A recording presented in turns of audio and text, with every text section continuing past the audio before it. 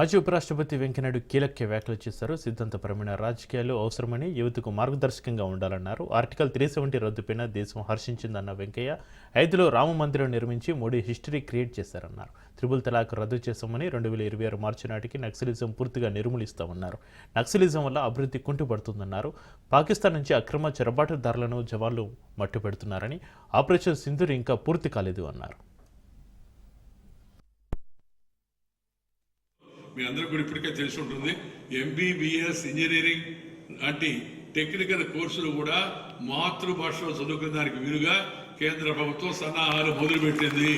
ఇవాళ దేశంలో నక్సలిజం దాదాపు పూర్తిగా అంతమయ్యే పరిస్థితి వచ్చింది. మార్చి నాటికి పూర్తి చేయాలని చెప్పిన ప్రభుత్వం కూడా ఉంది.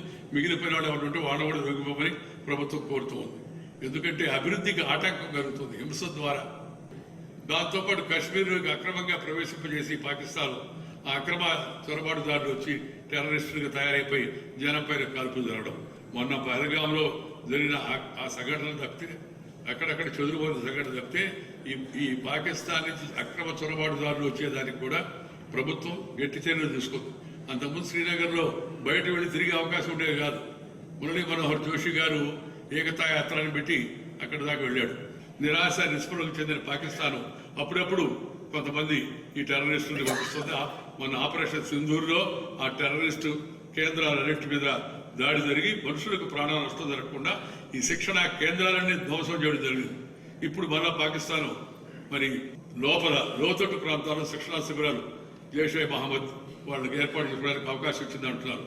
అందుకే చెప్పారు మన వాళ్ళు ఆపరేషన్ సింధూర్ పూర్తి కాలేదు, ఆపరేషన్ సింధూర్ 2 ఉంది, అవసరమైతే మళ్ళీ ఆపరేషన్ సింధూర్ లాంటి చర్య కొనసాగిస్తామని చెప్తున్నారు. ఇవాళ ఒక వయసు వచ్చిన తర్వాత పార్టీలో ఏం చేయాలా, ఎలా ఉపయోగించుకోవాలో వాళ్ళ యొక్క సేవలు అనేది పార్టీ నిర్ణయిస్తుంది.